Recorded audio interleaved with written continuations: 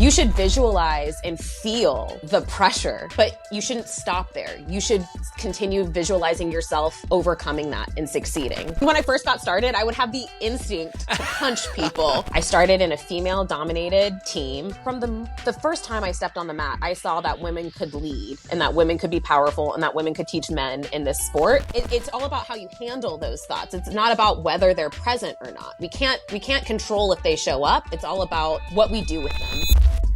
Welcome, everyone, to another episode of Elbows Tight Podcast. Your host, Travis. Today, I have a very special guest, and Rose Miller. Rosie or Rose? What do you like to go by? Either one. Yeah. Perfect. How you doing today? I'm good. How about you? Thank you for having me. I am fantastic. It's a decent day in the Pacific Northwest. It's just a little bit of overcast. It was raining the last couple of days, and my wife decided to pick this week to do more yard work. So that was always fun. Nice. So, hey, but let's go ahead and jump straight into it. Let's get a backstory of who you are and how you got into jiu-jitsu and everything. Yeah. So let's see. My background is actually in competitive dance. So from the time I was like 3 years old, I was in dance, ballet, modern dance. But I was always fascinated by martial arts. It was always something that I wanted to do. So when I got into my late teens, I had become friends with some people who were into boxing, and I just asked them to basically teach me how to box. I felt like that was the lowest barrier to entry, right? When you've been doing something your whole life, it can feel kind of daunting to be a beginner again. And so this was my first opportunity to really be a beginner again, because all my hobbies I had been doing since I was very, very young. And so I first learned how to box, and I absolutely loved it. I felt like it was a type of expression I hadn't gotten before.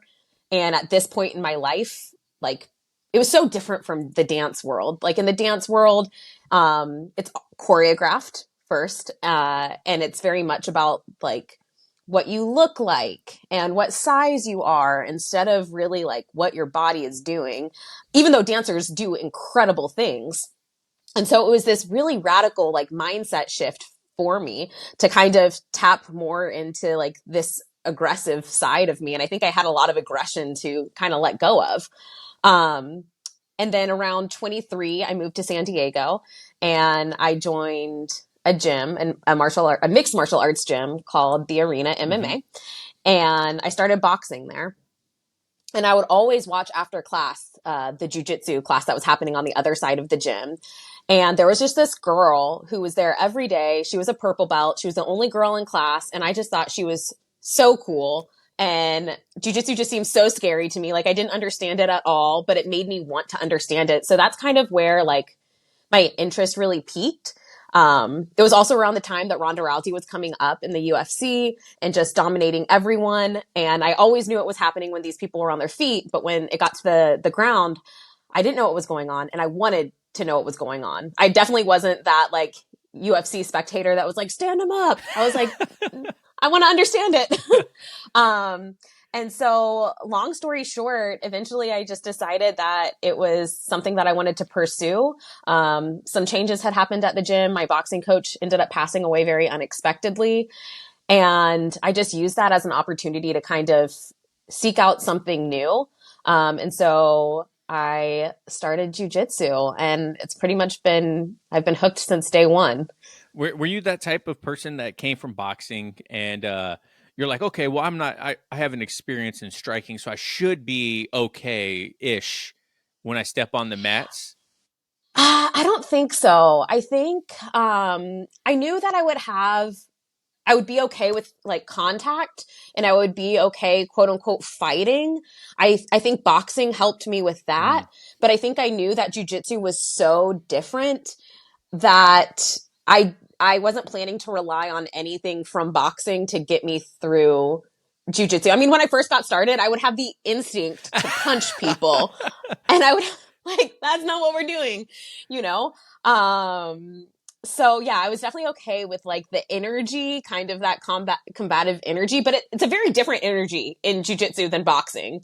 Jiu-jitsu is much more creative and honestly more technical in some ways. I think I understand jiu-jitsu far better than I ever understood boxing as well. But yeah, I think I came in just ready to start something from scratch. It's funny you mentioned that boxing in your eyes being the lowest barrier of entry into a combat martial art or sport, because I feel like people see that jujitsu in that way because you're not getting punched. Like, what in your mind made you realize, made you think that, okay, I'll take getting punched in the face as the lowest barrier of entry? Yeah, it was honestly just because I knew people who Oh, boxed. okay. So I didn't have to go far out of my comfort zone or far out of my circle. Like I had people that I trusted who were already doing that. In my hometown where I started boxing, there wasn't much jujitsu at the time. So Mm. this is like 15 years ago, maybe even more than that. So yeah, there wasn't a whole lot going on as far as jujitsu in Tallahassee, Florida back then.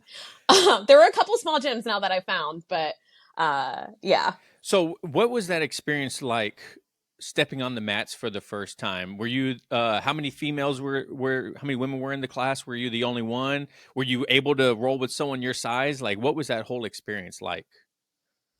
So I like to say that I have two different experiences stepping on the mat the first time. The first, very, very first time that I stepped on a jujitsu mat was at the arena. It was after a boxing class, and the jujitsu instructor just was like, Rose, you're taking class today. You're always watching, you're taking class today. And I was not prepared. It was a no-gi class. I didn't even have like, I don't know, I was still in my boxing get up, you know? And I think that he was teaching something from butterfly guard. I had no idea what was going on. That whole class is a blur. I have no idea. I have no idea what happened that day. um, and I remember being like, wow, that was an experience. But I don't really count that as my first time because I wasn't really going in with any sort of intention of actually training jujitsu at that point in time. So when I really pursued jujitsu for myself, because it was something that I was ready to do, it was at Gracie South Bay with Leticia Hibiero. And at that time, she was doing 30-minute one-on-one sessions with pretty much anyone who wanted to join. She had just opened her academy not long before. So she was really trying to, get people in, is my understanding. And I remember just being completely enamored. I thought that she was the coolest woman I had ever met. She was like this tiny woman who is like, you just know she's powerful when you see her. And also just so welcoming, so kind. And I mean, she taught me super basic stuff, how to bridge, how to hip escape, how to break fall, right? And I just remember feeling so inspired and so excited to come back after that intro session. So I came back that night to train the night class.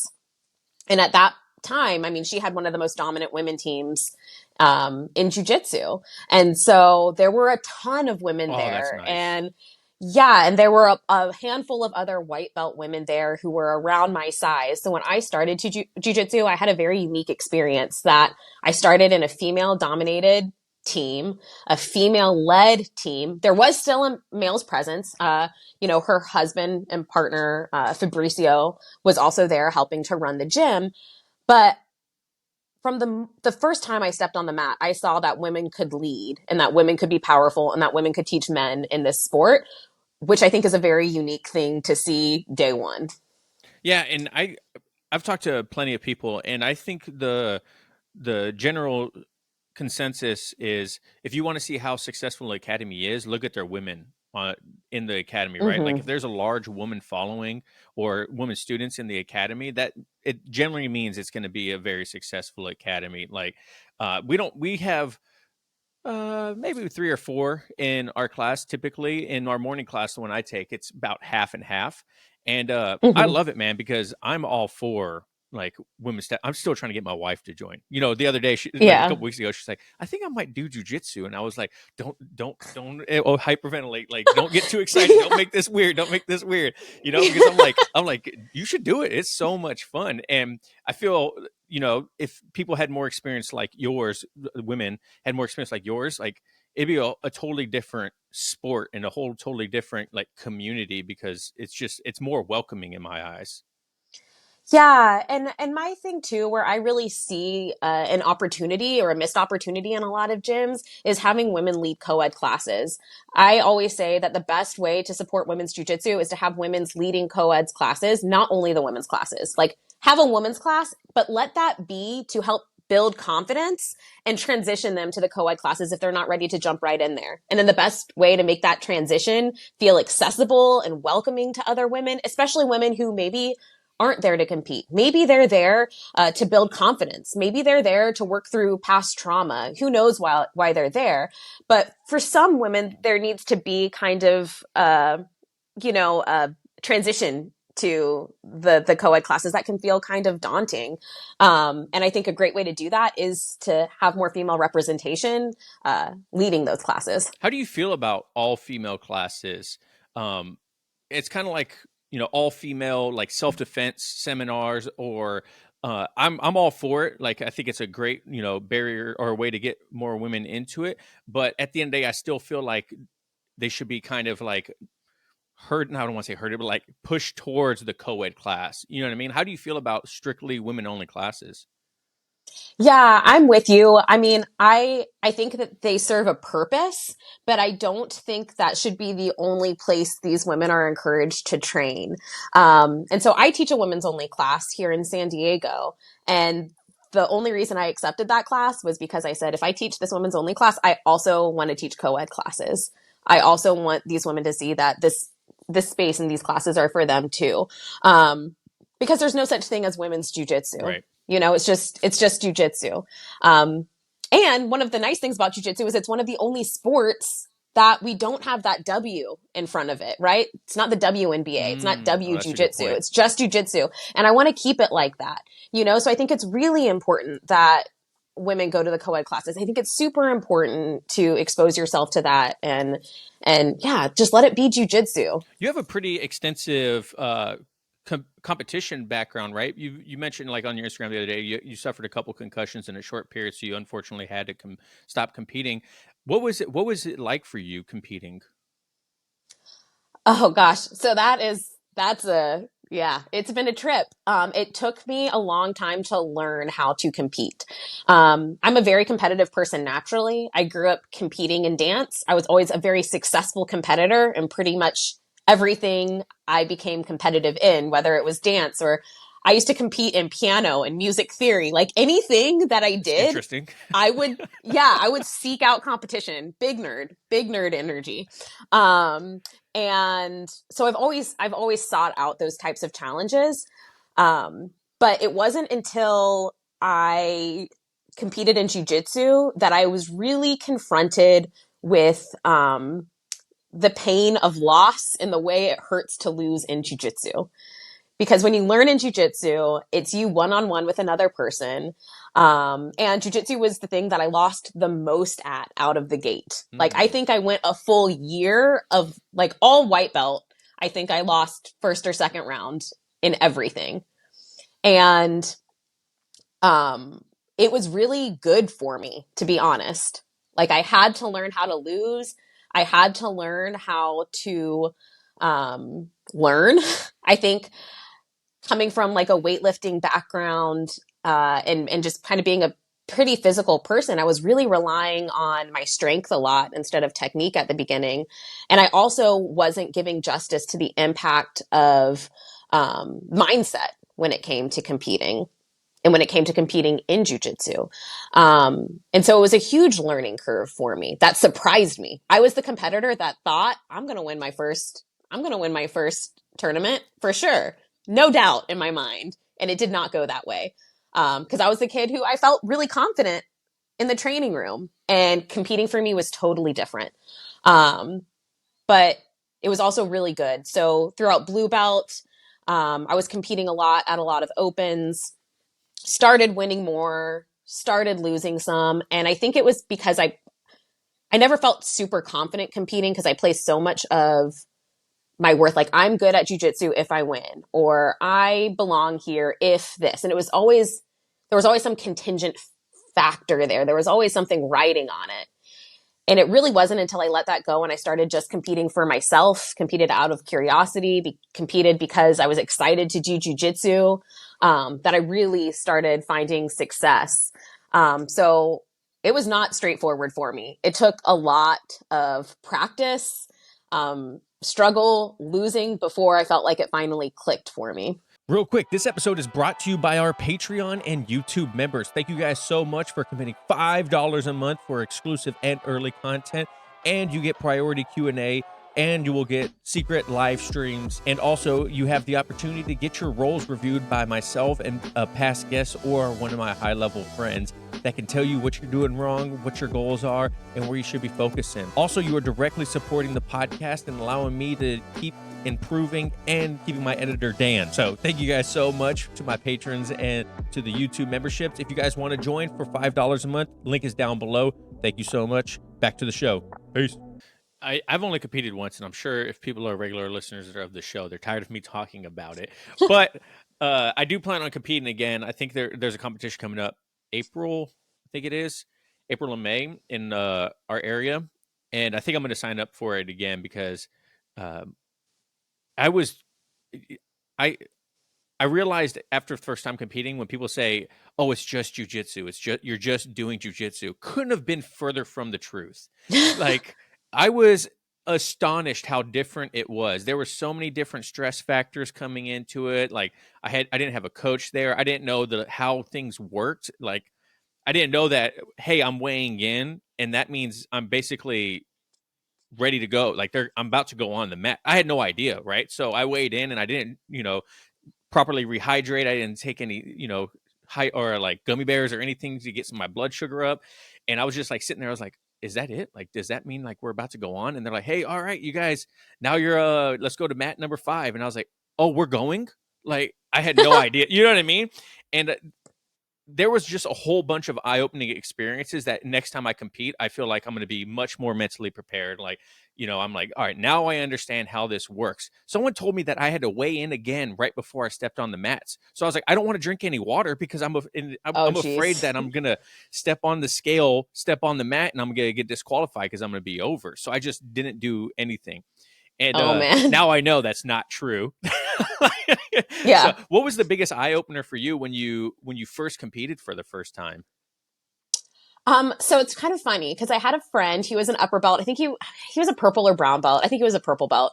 And he's like, Rose, we're going to go to brunch. I'm going to walk you through everything. And I remember I'm sitting there. Keep in mind, my first tournament, I had only been training like 2 months. Okay. Really? I was just, I'm telling you, I had hubris. I was like, yes, of course, I'm going to win 2 months in. I was that kid. And so we go get coffee and he's like, what's your game plan? I'm like, my what? And, and then he's starting to walk me through like how to score points. I didn't even know how to score points. I didn't know what point scoring positions were. I didn't know what the weigh-in procedures were. There was so much I didn't know. I had gone to a tournament before. But I think I was most caught off guard by just kind of the adrenaline dump and not remembering anything that happened. It was like I walked on the mat and blacked out.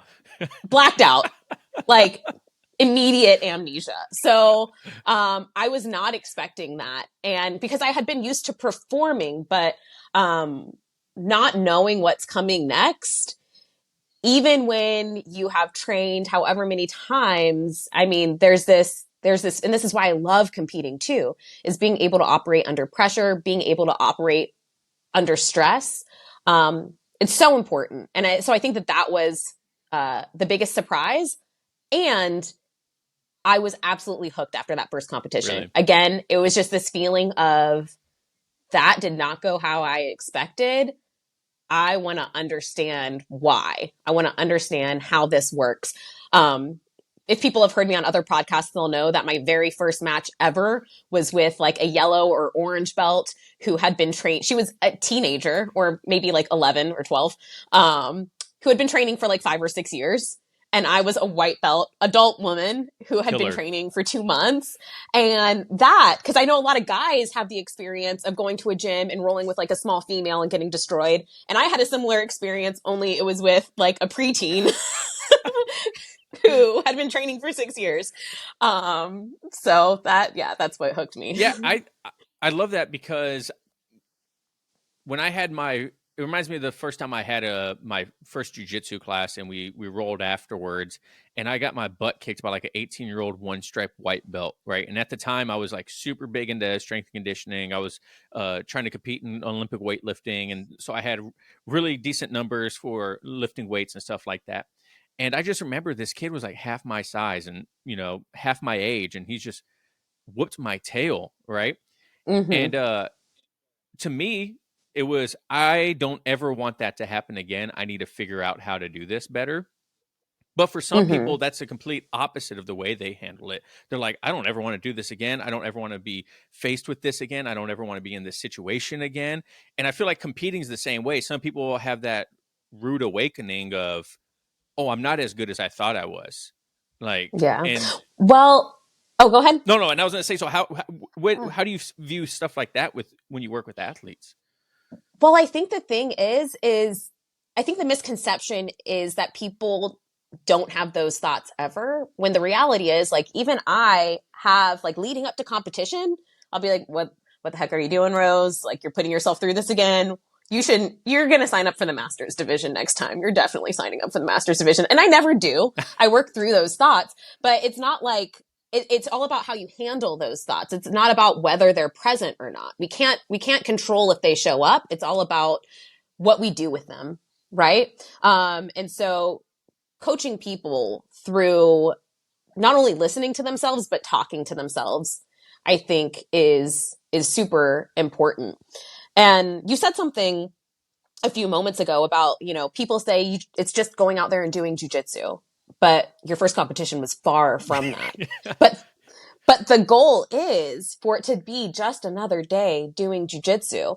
And that comes down to, honestly, figuring out how to not think. And so making things so automatic, being Mm. so comfortable in that environment, that we aren't thinking about what we're going to do next or what will happen if, right? And so kind of getting to the space of neutrality or even positivity, not forced positivity, not being overconfident or forced confident, but just being so neutral under stress that we can just flow.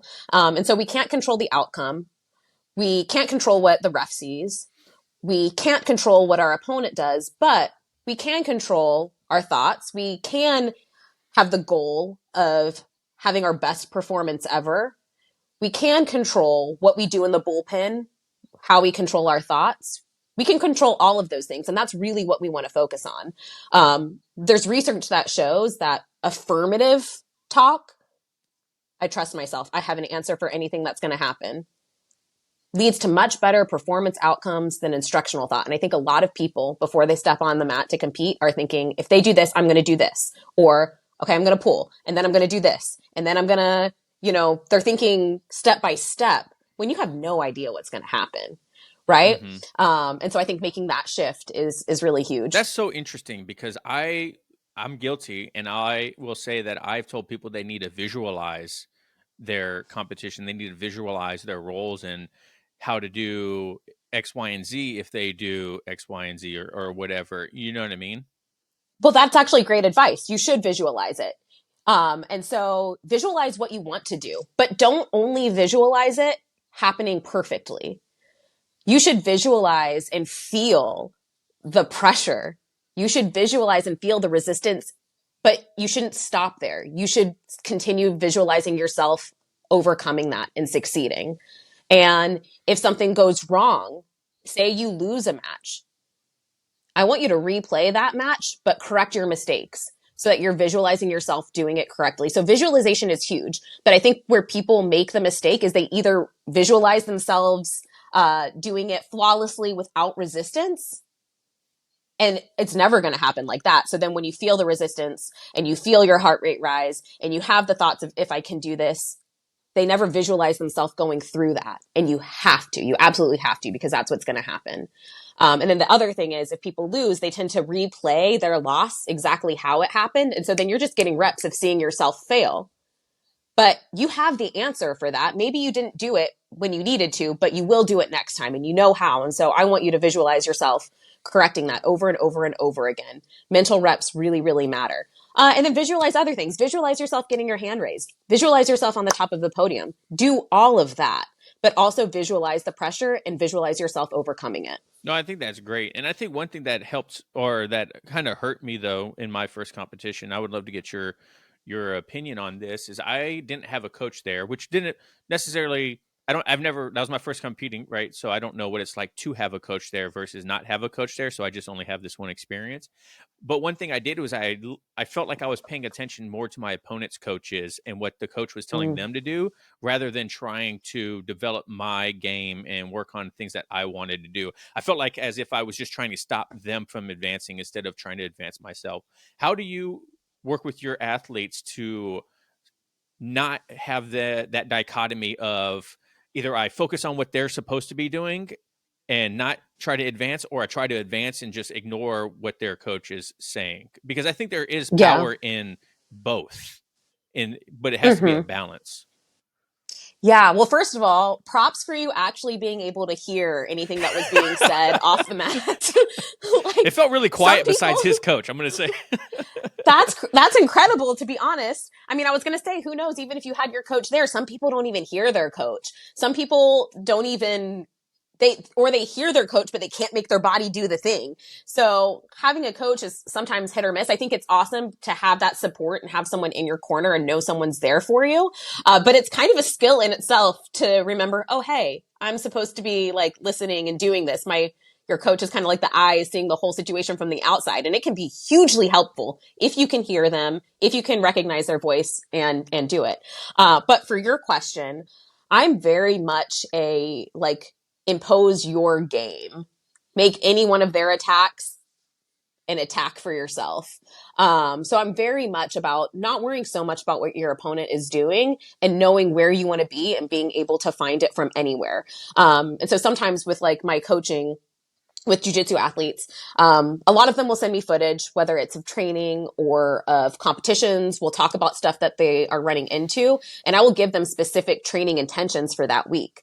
And so like I had one girl who would come up on top and she was really confident sweeping, but then she would get up on top and freeze. And she sent me competition footage of her just like hesitating because she was worried about what her opponent was going to do. She didn't feel as confident when she felt like someone could get underneath her. And so she would get in these really, really good positions and then just stop. And so, excuse my language, I created an intention for her training called fuck around and find out. And I told her, I don't care if you lose every round in training this week. All I want you to do is you cannot stay in the same position for more than 3 seconds. Mm. If you count to three in your head and you're still in the same position, you have to move whether or not you make the right decision or not. You know? And so this got her to really trust herself and trust her instincts and see which ones like worked and which didn't. And it ended up being way better than she realized. But so much of the time it's building that trust that we do have the answer no matter what happens. Yeah, and I have this issue too when I roll, especially with upper belts. Certain upper belts, um, where I feel like I'll get in advantageous positions, and then I start going through this. Oh, did they let me get here? Are they letting me work? What are they about to do? And I kind of like psych myself out. And in even when I roll with like my peers, like other blue belts or purple belts and stuff like that, I'll be like, oh man, how did I get here? That felt way too easy or whatever. And I have like this internal dialogue, and next thing you know, I'm getting submitted, or next thing you know, I'm like losing the position, or I don't go for that submission. I don't finish that submission because I'm like so afraid of, I don't know, like the false sense of accomplishment that's going to come with it Mm, afterwards. You know what I mean? Like, did I actually earn that? No matter who it is, I don't know what it is about me that does that. yeah. I've experienced that before too, where I get to a really good position on, especially when I was like a blue belt and I first got to Atos and I'm like rolling with like all these phenomenal athletes. Like about to take someone's back, like I'm not supposed to be Yeah. here, you know? Um, so it's real and you're not alone in that experience.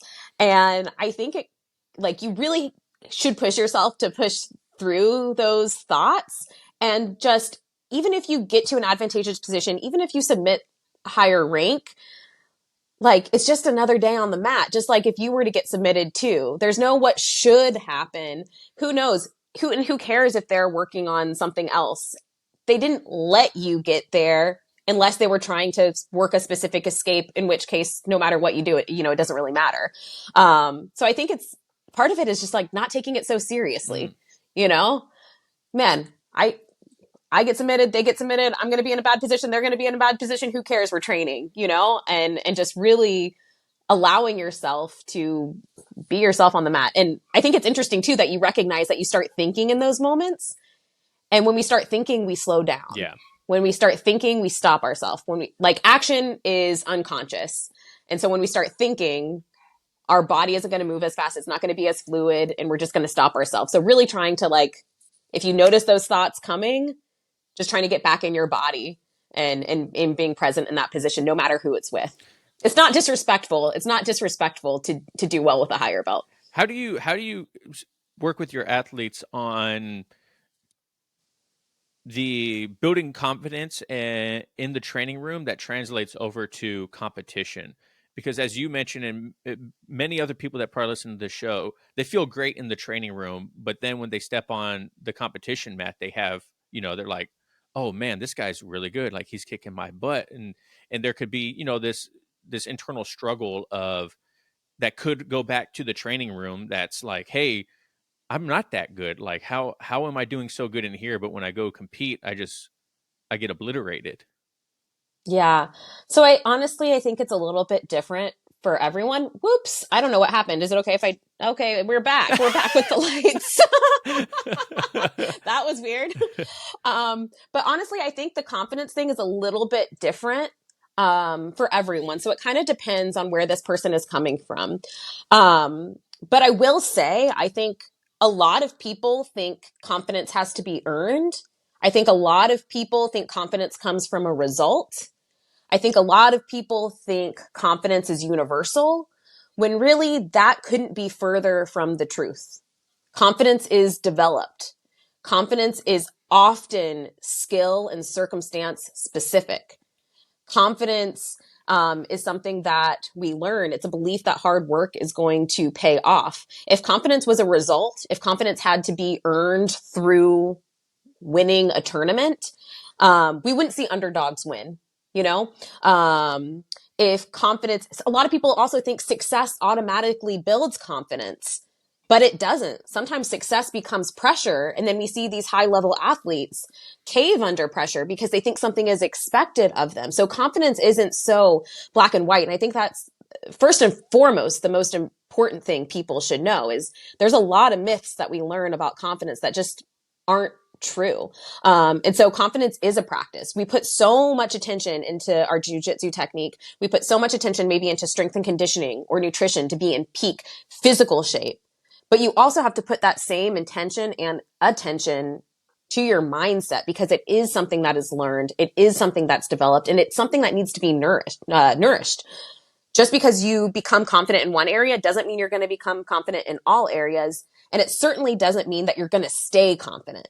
Right. And so it's truly is something that you have to practice. So I have a lot of exercises that I do with people depending on their specific, trigger or circumstance or the way doubt shows up. Right.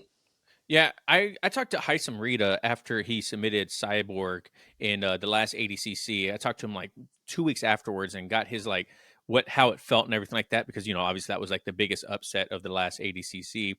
And one thing he mentioned was after he beat Cyborg and just had like this incredible history moment in jiu-jitsu, that he went into his next matches overconfident and he could do anything, like he was unbeatable, and ended up losing his next match because he was very real. He's like, I got in the mindset of and just took myself out of where I was in that Cyborg one, and it ruined me.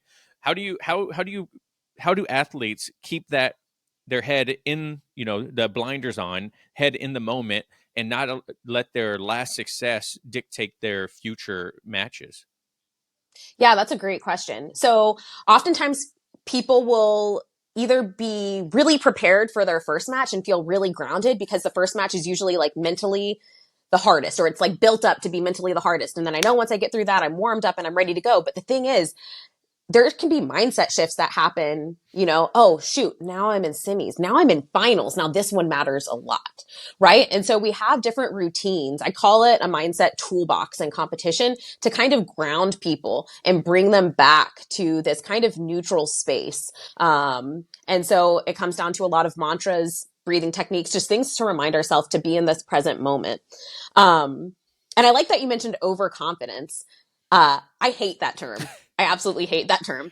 I don't think people lose because of overconfidence.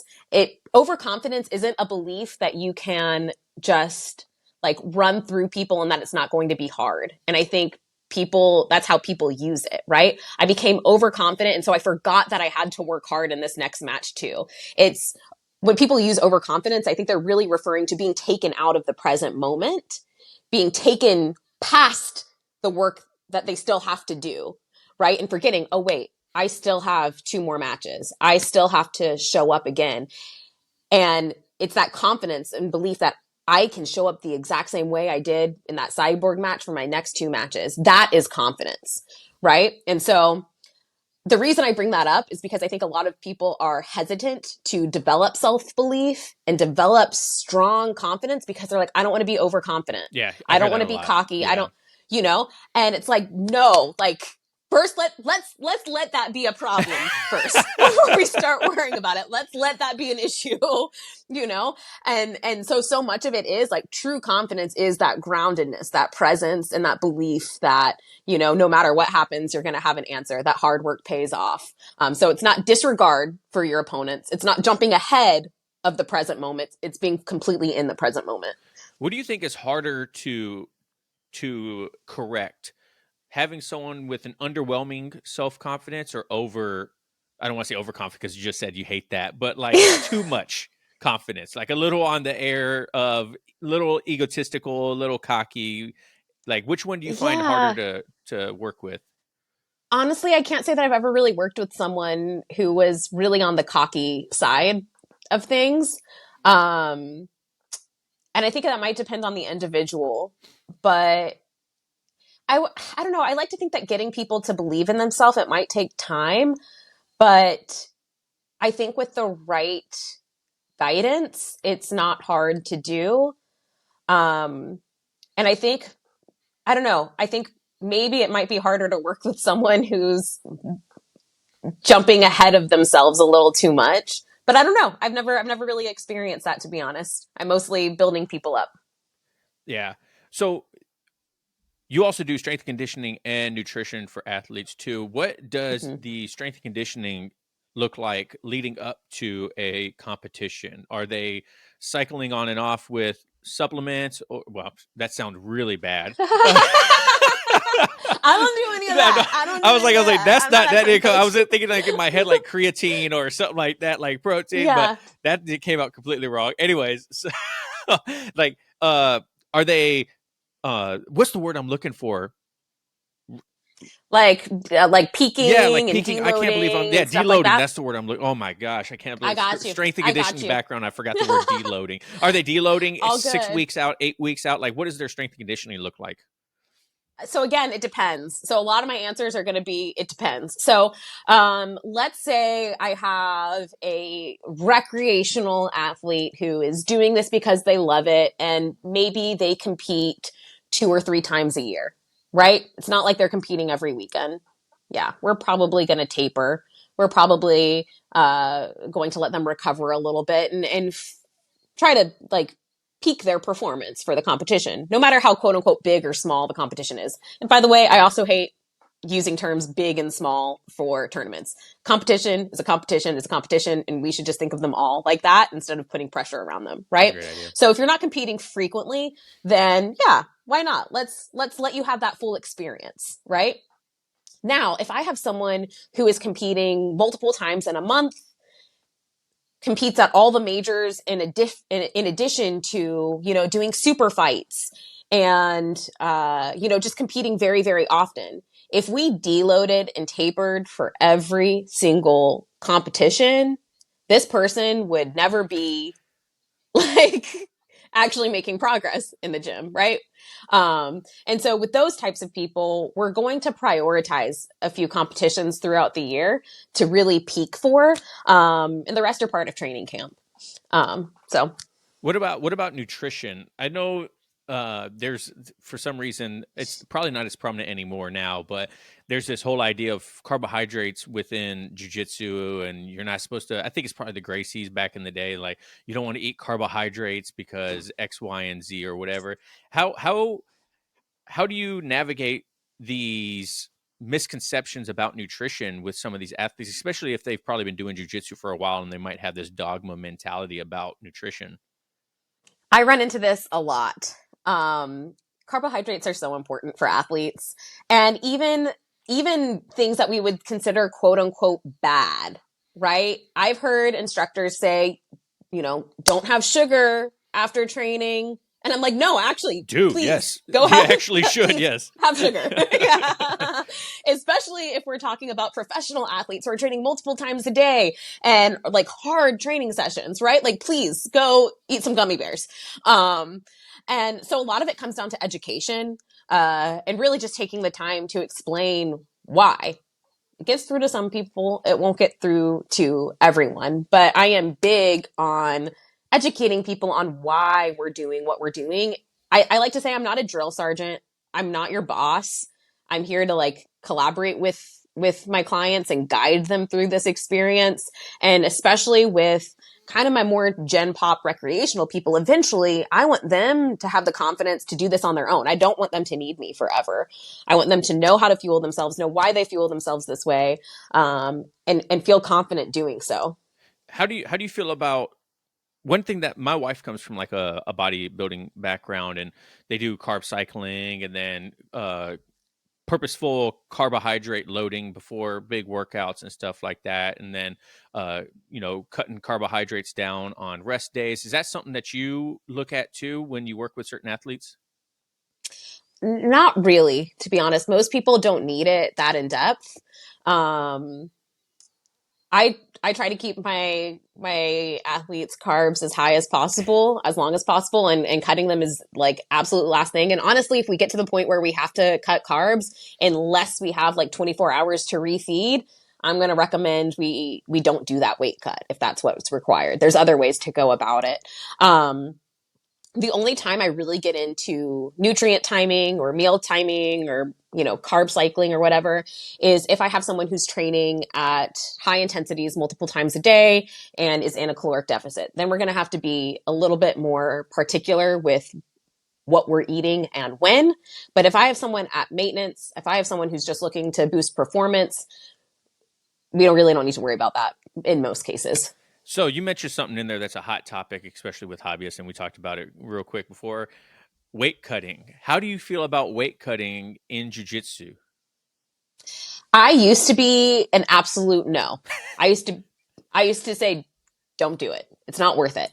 Um, Now my mind has opened a little bit, and it's much more nuanced than that. I think most people don't need to cut weight in jujitsu, especially if this is not your livelihood, especially if you are a lower belt. If you are like a white, blue, or even purple belt, like focus on your jujitsu, you know, focus on your jujitsu. A weight cut probably isn't going to make or break it, and it's going to shift your focus to the wrong thing as you're preparing.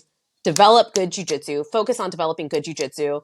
And honestly, like 10 pounds really isn't going to make that big of a difference. Now, I think it's important to know that there's a difference between weight cutting and weight loss. If you want to lose weight for health reasons, performance reasons, shoot, even aesthetic reasons, if you just want to look different, I am all about helping people do that, but don't put the deadline and the pressure of a tournament to do that.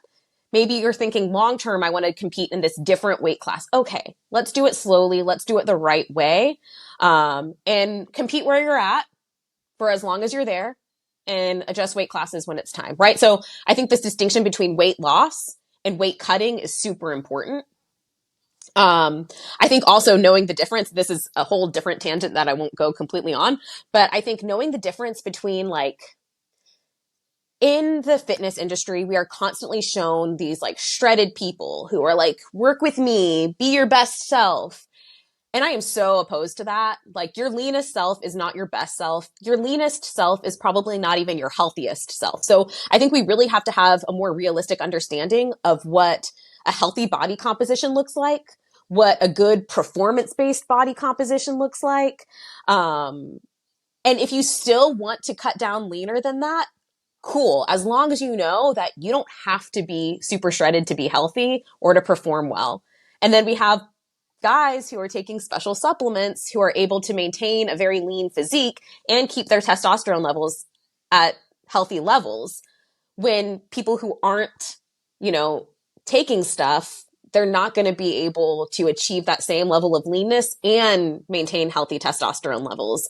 So I think it's really important to also know that there's so many different types of situations when it comes to weight loss and weight cutting. So that was a tangent. Sorry about No, because that. I wanted to talk about that because they're definitely, we see the biggest athletes in jiu-jitsu. Not only are they amazing at jiu-jitsu and everything like that, but a lot of them are absolutely shredded. They're complete units, and it could be in the average person's mind of like, why would I compete if that's who I'm going to go against? When it's like, that's not the average person. Like, you shouldn't even worry about those guys at the highest level because, like you mentioned, like, they have extra help. They have much more money on the line in order for them to, have every advantage as possible.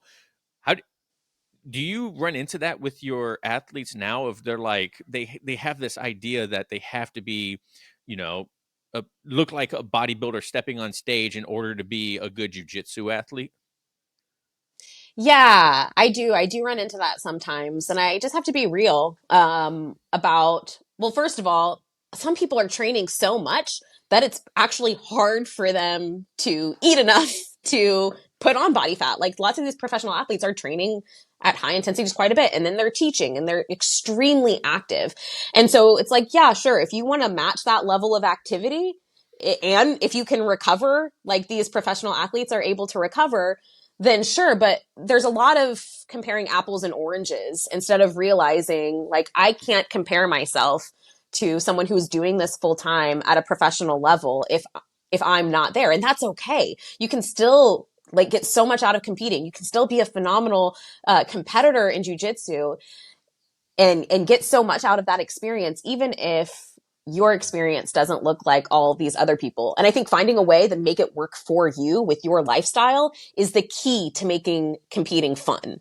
If you are constantly trying to do something that is just unrealistic or unsustainable for your life, it's going to be miserable. But if you realize, okay, these are the sacrifices I'm willing to make. This is my bandwidth. This is how well I can train. This is how well I can recover. What can I accomplish within these boundaries?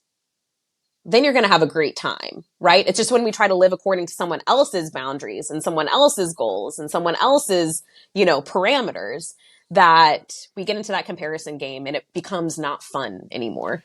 That it's interesting you mentioned that because as someone that trains at one of the biggest schools in competitive jiu-jitsu, Atos, do you ever feel, or when you first got there and you first started competing under that school, did you feel like a sense of I have to do good because of the school I go to? I think so. And I think I felt like people I was competing against would look at me and see Atos on my back and be like, oh, I'm coming for her or something. And I really had to let that go. I talk a lot about, I think for a long time in jujitsu and in my competitive experience, I spent a lot of time trying to be like other people, um, trying to be like how my training partners trained and competed. And I would hear some people say like, I like to compete angry. And I'd be like, all right, I'm going to get angry. Like, look at me. Her. I'm not, when I try to look angry, I look like I'm a frustrated toddler. Like I can't pull off that look. And so competing in jujitsu was a great opportunity for me to actually really get to know myself. And, there was a period of time, kind of during COVID, I was a purple belt. I had to take some time off the mats for a few months, and due to health reasons. And I was in the worst shape of my life. I was depressed. I was not in a good place mentally or physically or spiritually or anyly. And I was like, I need a goal. I need a goal. I had just gotten my purple belt. It's 2021, I believe. And I'm like, I'm going to sign up for nationals. Haven't really been training, out of shape, but I need something. And I need to not care what happens if I win or I lose. Because if I sign up for nationals now, when I'm at my lowest, I have nothing to lose. No one expects me to win. I just got my purple belt. I'm out of shape. I'm in two weight classes up. This is great, you know? So I was like almost giving myself permission to lose. I wasn't expecting to lose, but I gave myself permission to lose, which is kind of counterintuitive. And I remember waking up that morning, and I was actually working with a mindset coach at the time. And I texted her and I said, I am just so excited to do jujitsu today. I love all of my opponents. I am so grateful for them. I feel happy. I am just competing out of love. And I'm so glad these girls are here to let me do this, because I really feel like this is something I need. And it was the first time I had competed like that. It was the first time that I let myself be happy and excited to be there and experience the nerves, but also just feel like, you know what? I'm okay with whatever happens. It's going to be okay. And let me tell you, I stepped on the mat in my first match and I almost got submitted like 3 times. And in my head, in that moment, I was like, what were you thinking? Like, you're not supposed to be here. What were you thinking? And then I remember looking up at the clock and seeing she only had 1 advantage on me. And I had 2 minutes left. And I remember thinking, all you have to do is score, Rose. All you have to do is score. You're supposed to be here. And that shift in self-talk, I won that match. I won the tournament. And it was the first time it really clicked with, this is what it's supposed to feel like. It felt like I was competing, not a version of myself, not what I thought other people were supposed to be. And I think competing enough to have that experience where you find that it feels right for you takes time, it takes reps, but it's so important.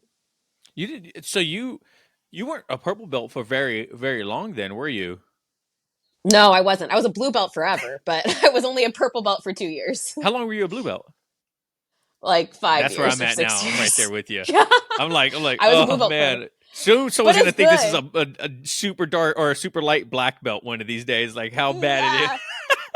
Well, I got to the point in my blue belt where I was embarrassed to tell people how long I had been a blue I'm belt, because I getting was there. like, they're going to think I suck. Like, they're going to think I suck so bad. But you know what? It's great. It really taught me that belts don't matter. It was fun for me to be a blue belt because I was able to like surprise people. They'd be like, what color? What color is your belt? Yeah, I talked to So, Mike Bidwell. He's the BJJ over 40 guy over on Instagram, and he was a brown belt for 7 years. that's crazy. 7 years. That's almost unheard Yeah, of. and then Lawrence Pachter of Hyperfly was a purple belt for 8 years. And so when I hear these Hmm. people have these belts for such a long time, it doesn't make me feel better because I had I wouldn't say higher expectations for myself to already have my purple belt, but I definitely didn't think I would have a blue belt this long. But that's also because, like you mentioned, my life is different. Like I have kids, I have a wife, I have a full time job. I'm not 25 years old anymore. I can't train all the time, and so Yeah. sometimes I just have to give myself that grace that I still get to learn jujitsu. I'm still grateful I get to go to class and be around like-minded people. And whether I get submitted the entire class or whether I have a good class, I should just be grateful that I'm there, and grateful for my health and everything like that as well. And when I competed, I just had that kind of mindset too of like, hey man, like I'm just happy I'm here. I'm happy I'm able to do this. Whatever the obviously I want to win, right? But it's like if I Hmm. if I don't win, it's okay. Like I have to give myself grace, knowing I talk about hats. I wear so many hats in my life. I have like my podcast hat, my dad hat, husband, friend, all that stuff. And sometimes I have to Yeah. put different hats on and be okay with not wearing the one that I really want to at that moment. And ever since I kind of shifted that mindset, accepting things in my journey has been a lot easier for me. It's huge. It's huge. I had to do the same thing. I kind of got to this place after COVID where I was like, you know what? I had been like living in vans, living in my car, living in laundry rooms, living in fighter houses, just so I could live as cheaply as possible and train as much as possible. Atos, is that expensive? And No. yeah, right. In Yeah. San Diego Yeah. is expensive. And I kind of got to this place and kind of the health stuff and the stuff that kind of set me back right before nationals that year, was kind of an impetus for me to make some changes too. And I finally recognized like, hey, I want more for myself. I love jujitsu, but I don't only love jujitsu. And I wanted to see what I could do investing in other areas of my life too. Like, what does it look like if I actually create a career for myself, create a life for myself, and still prioritize jujitsu and still give my all to it? But actually create a good life for myself. And everything improved when I did that. I also think like the guys who are at belts for a super long time, or, you know, maybe they've been training 20, 30 years and then they get their black belt. I think it's so underestimated to talk about those people because we always are impressed by the person who like got their black belt in 5 years or 6 years, right? It is super impressive, but it's equally as impressive when you see someone who didn't give up for years and years and years and years being stuck at a belt or only being able to train inconsistently or having to take time off because whatever the case is, and they stuck with it. You know, that's a different type of impressive. And I think that it's like, that's a true testament of patience and dedication. Like, it's easy to see yourself progressing at a fast pace and stick with it. It's hard to feel like you're going through years without making any progress and still stick with it, you know? Absolutely.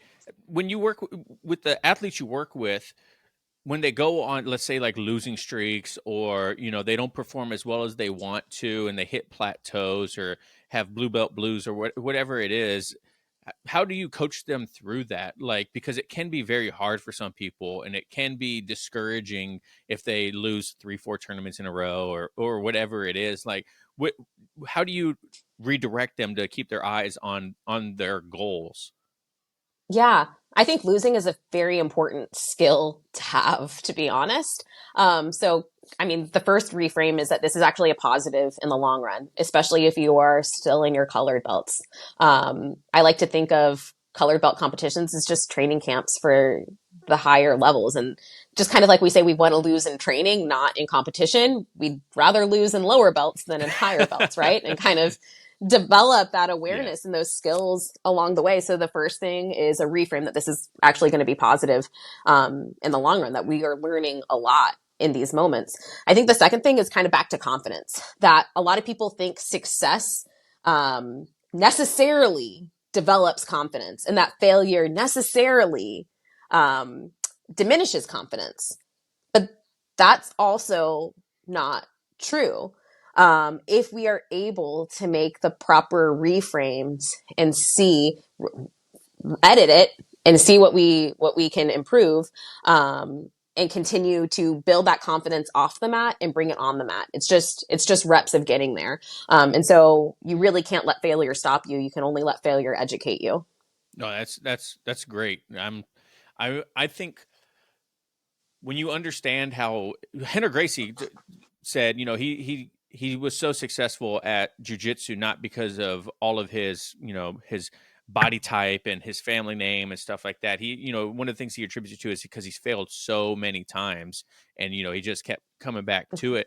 And I know sometimes when I leave class and I feel like I was the nail the entire time, it's so like, man, what am I doing Yeah. this for? Yeah. And I mean, especially in a sport like jujitsu, where if you think about it, let's say we go to something like Pans that's happening this weekend. Half the people who signed up are losing first round. Yeah. Half the people who signed up, you know? And so, like, you're not special. You're not particularly bad if you lose. Like, most people lose. And so you can't, like, hold that over yourself. You have to give yourself grace. You have to give yourself room to grow and evolve.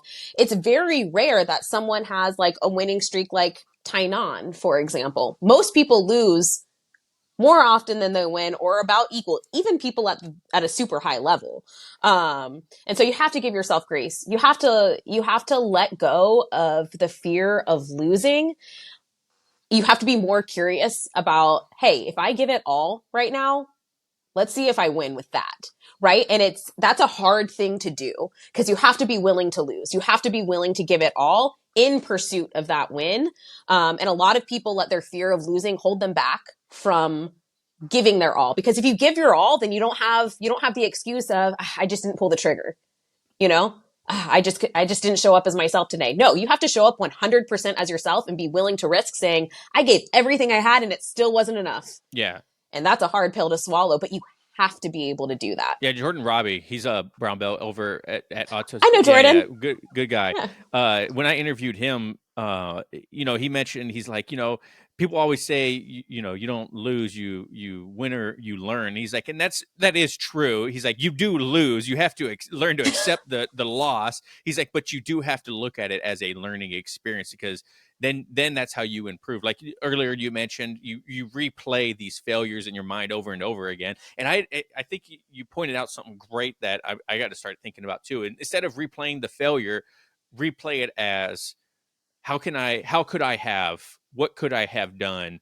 What can I do Replay next the time? opportunity. Yeah. Replay the opportunity. Replay yourself doing it correctly, and get those reps of you do. And let me tell you, like, you will start to see yourself in that position in training and you will do the correct thing. It is absolutely insane. So that visualization, but visualizing the correct way is so important. I want to get into a little bit of your social media also, because recently you got sponsored by Hyperfly. Congratulations with I that. did. Thank you so Yeah. much. One of my favorite companies. But I saw something on your stories the other day. You had people asking you questions, and you were talking about how originally you didn't want to start an Instagram or anything like that, or like make content, and then you just found it fun. Like, and now you have like almost 100,000 followers on Instagram. How do you handle? 100,000 followers on Instagram is a lot, especially being a female, and you post like techniques and stuff like that. How do you handle the good and bad of social media? Yeah. So I don't think it was so much that I didn't want to post content. I almost just didn't think that that there was a place for me. I was like a purple belt with super high level people. I'm like, people don't want to know what I have to say about this, but I love this, and the more I did it, the more I was like, okay, I do have some good stuff I can share. I've been competitive in a lot of areas of my life. It was a way for me to express myself when I couldn't compete. So it ended up being like super helpful just for me personally. As far as the good and the bads, man, honestly, I think it's just about having a healthy relationship with technology. A lot of my job requires me to, be coaching people on the computer or, posting content, and that can become a lot of screen time. And so I think honestly now the hardest part for me is having to balance, okay, we're going to put technology away, not going to be on my phone, or the feeling of needing to get back to people immediately. I think that can be hard. I think I've honestly kind of lucked out. I haven't really experienced too much like criticism or negativity. I've experienced some of that. I've had people comment on my body. I've had people call me fat. I've had people like just say not nice things, but it doesn't really affect me. I don't really care. So I'm like, hey, I don't even try to like prove myself. I'm like, if that's what you think, you are completely entitled to your opinion. So hey. So I think it really is just about like, again, maybe having a deep sense of confidence, having good people around me, and just having a healthy relationship with technology. Yeah, that's one thing that I've never, the trolls or people wanting to say something on my content or whatever it is. I've been pretty lucky and haven't gotten too much either. But I'm like, look, dude, you're boosting me in the algorithm, because a comment's a comment. It doesn't matter. Like, you could sit there and say I'm the worst person in the world. I don't really care how much you hate my guest. Thanks for the comment. Thanks for the engagement. I appreciate that. And then two, it's like, who's really the one here that's the loser? I don't want to say loser, that's kind of harsh, but like, your comments, you're taking time out of your day to comment on someone's post, And like belittle them. like it's so stupid to me. You know what I mean? I agree. Like, it doesn't. But I have friends that do social media and they get one comment negative comment from, they see it's a black belt or something like that, that's like, oh man, that doesn't work that way, you shouldn't do that, and they're like, I got to take this post down. I'm like, and what does it, it's the internet, bro. Yeah, and the thing with jujitsu too is that like there are very few absolutely wrong things. There's a lot of ways to do a lot of things, you know? And so I do try to share really good quality stuff.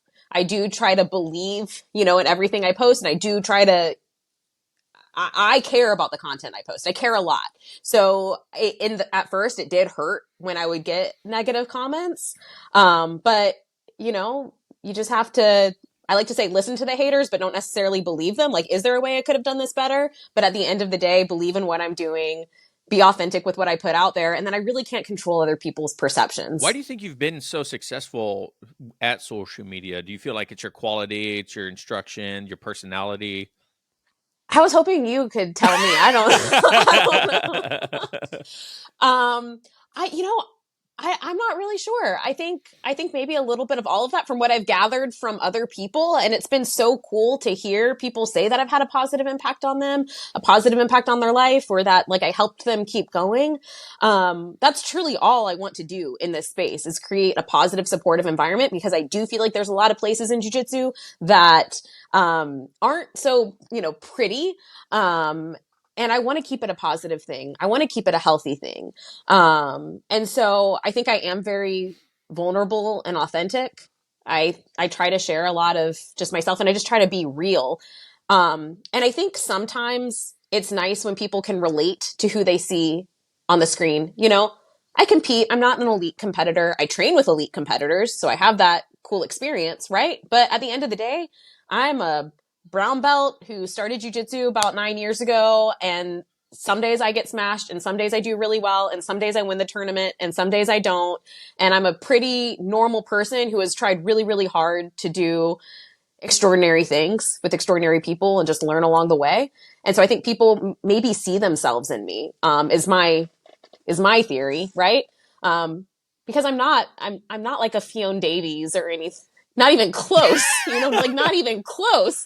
Like I would love to meet her and train with her, but I'm just a normal person who loves jujitsu and spends a lot of time dedicated to it. Yeah. What do you feel like is where do you feel like you need to improve the most in order to get that next belt, the your black belt? Oh man, I mean, I don't see that coming for a little while. I just got my brown belt in December. Um, And I feel like lately I have been improving a lot. I know at the tail end of purple belt and all throughout brown belt, I've been really working on like my guard and my attacks and finding where I want to be from anywhere. And I think it's really just about kind of solidifying that and being able to do it um, pretty much on anyone, like get to my game on anyone. Maybe, but I feel like I'm so new at brown belt. It's like way too soon to even Let me think enjoy this for a little bit. about that. Yeah. I'm still trying to grow into this one. Yeah. So what do you have coming up for you then? What's coming down the pipeline? You mentioned you have a seminar and some other stuff coming up. Yeah. So, in September, I'm going to be a part of the Alchemize Warrior Women's Weekend. And so, they were recently in San Diego. They had this huge kind of jujitsu retreat for women. Tons of women were out here, top level instructors. I mean, Hakel Canuto was out here. Bunch of cool people. Christina Barlin was out here. And so they bring high caliber jujitsu instructors. And this weekend, it's not only jujitsu, but it's also mindset. It's also nutrition. It's also training. So I'm going to be giving a talk there on confidence. So definitely, if you're listening to this and you are a female in jujitsu, check that out. That should be really cool. And then I have, you know, one-on-one performance training. I also am developing a group coaching system called the Grappler's Lab, which I'm really excited about, which kind of just introduces people to the basics of mindset, how to handle wins, how to handle losses. What does nutrition for jujitsu look like? What does strength training for nutrition look like? Just so you feel like you have a solid foundation in all these areas to kind of pursue your interests and pursue your passions. Perfect. Well, I like to end every show with the same question. If you could give one advice to a brand new white belt, what would it be? Oh, advice to a brand new white belt. One thing. Um, I would say this would probably change every time I answer this question, but what came to me today is try the technique of the day every day.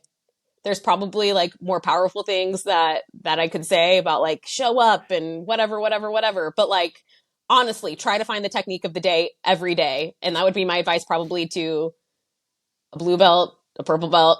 Like Something I try struggle to with. find it. Yeah, yeah. Try to find that every day. Um, that's something I wish I did. I started doing that probably around blue or purple belt, and it made a huge difference. Yeah, one of my buddies, he got promoted when he got promoted to purple. Our coach literally pointed that out. He said, "This guy tries the move of the day every class." He's like, "I see it." He's like, "That's a huge thing that you all need to focus on." And I was like, Yeah. "Damn So many people are like, oh, it, I'm going to go doing to what I know I can do or what I'm comfortable doing. But like, that's such a good opportunity to just get out of that framework and try that, especially as a white belt when you don't even know what you like to do yet. So, Right. Well, Rose, thank you so much for coming on the show today. This was a blast. Obviously, technical difficulties happen. It's it's all part of the game. But yeah. I want to thank you so much. Is if people want to follow you, where they can find you at? Yeah, so you can find me at Rosie Rolls on Instagram. That's ROSIE ROLLZ. And also on my website where you can find out all the information on coaching, www.rosierolls.com. Perfect. And what was your Hyperfly code if people want to support you? Oh, yeah, thank you to Hyperfly. I love them. I loved them before I signed with them. I've been like a genuine fan of their stuff for so long. So super excited to be collaborated with them now. But use my code Rosie Rolls Fly. Perfect. All right, guys. Thank you so much. Be sure to go follow Rose and enjoy all their content. It's fantastic. This conversation was great. I love all the mindset stuff. Like I'm like right now, I'm like, okay, there's so much more I need to think about when I think about mindset now. So I appreciate your time. And remember, go follow Rose. And thank you guys so much for listening and watching at home. Remember, no oil checks here. Peace.